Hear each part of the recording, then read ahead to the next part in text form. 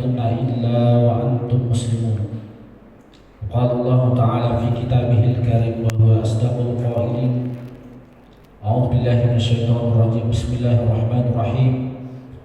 يا أيها الذين آمنوا اتقوا الله حق تقاته ولا تموتن إلا وأنتم مسلمون. وقال أيضا: وما خلقت الجن والإنس إلا ليعبدون. Sadaqallahul Aliyyul Azim. Hadirin sidang jamaah Jumat yang dirahmati oleh Allah Subhanahu wa taala. Pertama-tama marilah kita sama-sama memuji Allah Subhanahu wa taala dengan mengucapkan alhamdulillahirabbil alamin. Yang kedua, marilah kita sama-sama berselawat kepada Rasulullah Muhammad sallallahu alaihi wasallam dengan sama-sama mengucapkan Allahumma shalli ala sayyidina Muhammad wa ala ali sayyidina Muhammad. Yang ketiga, sebagai khatib, tanpa pula saya mewasiatkan, marilah kita bertakwa kepada Allah Subhanahu wa taala. Takwa dalam arti kita melaksanakan apa yang diperintahkan oleh Allah Subhanahu wa taala dan kita meninggalkan apa yang dilarang oleh Allah Subhanahu wa taala. Dalam artian bahwa mua andiani diule dipogau ingkatna pesona po Allah taala, maka paling tidak andiani dipogau apa yang dilarang oleh Allah Subhanahu wa taala. Hadirin yang dirahmati oleh Allah Subhanahu wa taala, saya mulai dengan sebuah ayat dalam Al-Quran yang berbunyi: wa ma khalaqtul jinna wal insa illa liya'budun. Semua mungkin sudah tahu artinya di ayat, tapi saya kembali akan mengulang terjemahannya, bahwa terjemahan dari ayat: aku tidak menciptakan jin dan manusia kecuali supaya mereka menyembah kepadaku. Artinya bahwa Allah Subhanahu wa taala apa yang tahu menciptakan kita, menciptakan jin, tujuannya supaya kita menyembah Allah Subhanahu wa taala. Menyembah dalam arti kita beribadah kepada Allah Subhanahu wa taala. Ibadah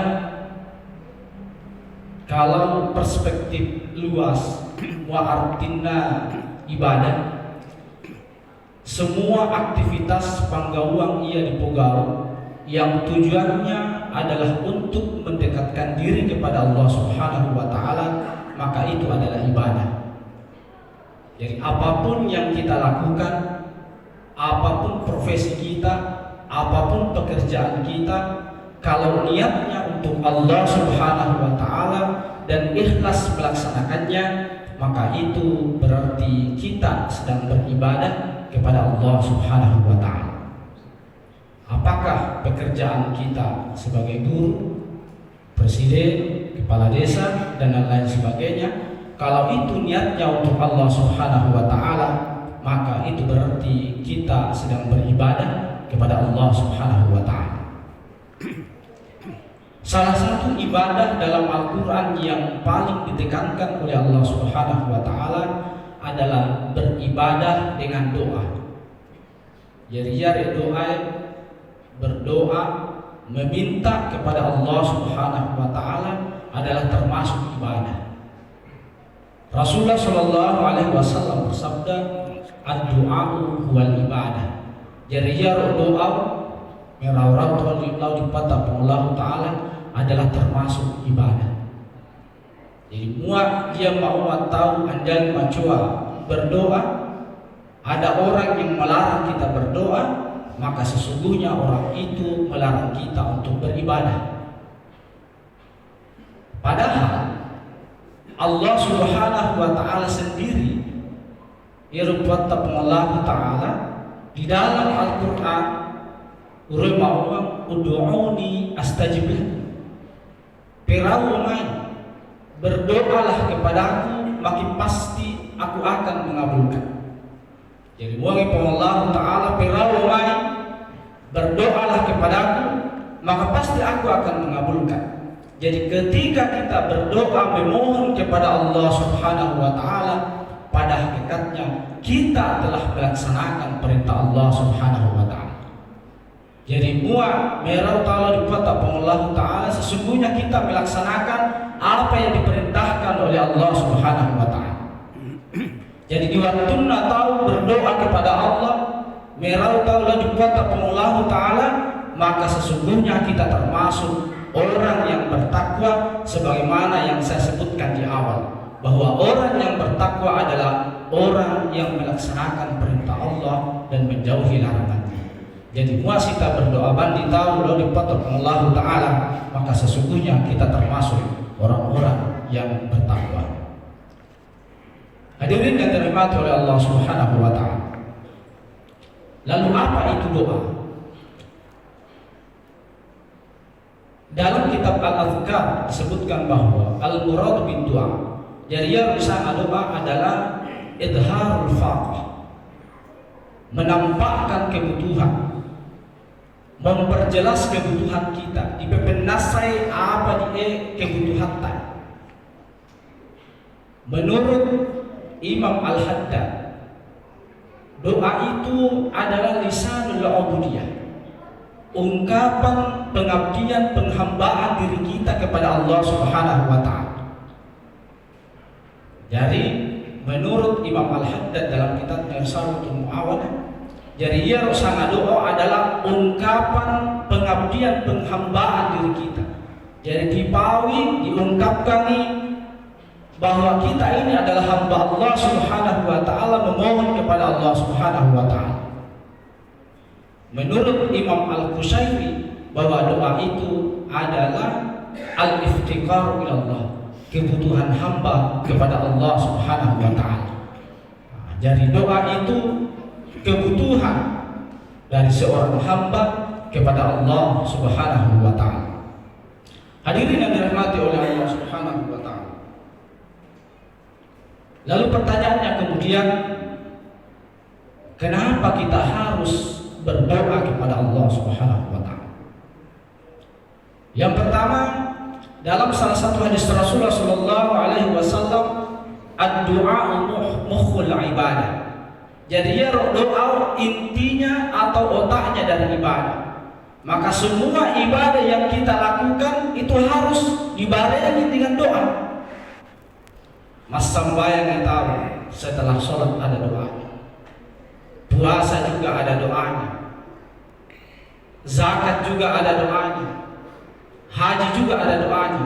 Jadi semua ibadah yang kita lakukan itu harus ada doanya, sehingga ad-du'a mukhul ibadah. Jadi doa itu adalah inti, otak daripada ibadah itu sendiri.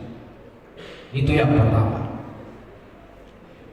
Yang kedua, orang yang berdoa itu maka otomatis dia akan menjadi mulia.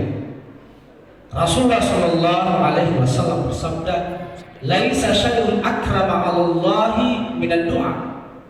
Tidak ada sesuatu pun yang paling mulia di sisi Allah Subhanahu wa Ta'ala selain daripada doa itu sendiri.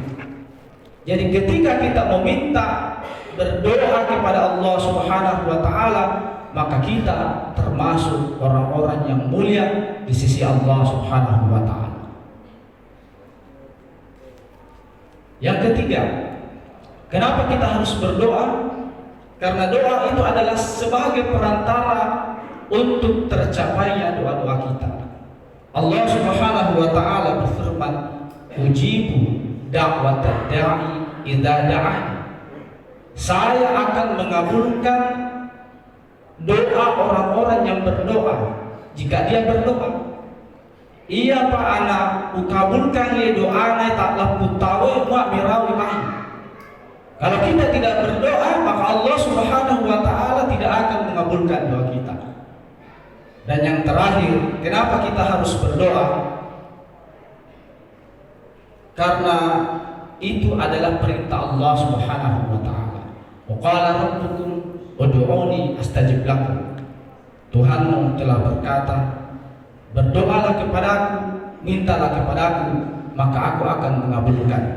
Di dalam ayat disebutkan, innal ladzina yastakbiruna, sesungguhnya orang-orang yang takabur, menyombongkan diri an ibadati, dari ibadahku, yaitu andani melo merau, andani melo berdoa, maka saya dahuluna jahannama dakhirin, maka dia akan dimasukkan ke dalam neraka jahanam dalam keadaan hina-hina.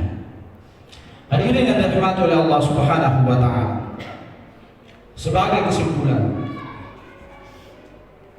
bahwa terkadang kita berdoa, biasa kita marah-marah karena doa kita belum diijabah oleh Allah Subhanahu wa taala. Maka jawabannya adalah, boleh jadi kita tergesa-gesa ingin doa kita cepat dikabulkan. Padahal Rasulullah Shallallahu Alaihi Wasallam bersabda, semua doa seseorang itu dikabulkan selama dia tidak tergesa-gesa. Lalu dia berkata, pura mamerau dan toi nakabulkan.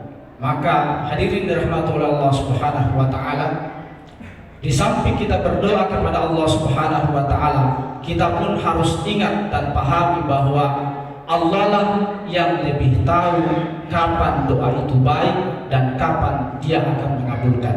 Bukan kita yang tahu kapan doa kita dikabulkan oleh Allah Subhanahu wa taala. Yang kedua, saya berharap kepada hadirin rahmati Allah Subhanahu wa taala, Rasulullah Shallallahu alaihi wasallam telah mencontohkan di semua kehidupannya bahwa mulai dari bangun tidur sampai tidur kembali, Rasulullah Shallallahu alaihi wasallam mengisi dengan doa-doanya. Masuk masjid, keluar masjid, masuk rumah, keluar rumah, semuanya ada doanya. Maka sangatlah berarti bahwa mulai hari ini kita harus mencontoh kehidupan Rasulullah SAW, apalagi terkait dengan doa-doa tersebut. Barakallahu li wa lakum fil Qur'anil azim wa nafa'ani wa iyyakum bima fihi minal ayati wa dzikril hakim wa taqabbalallahu minni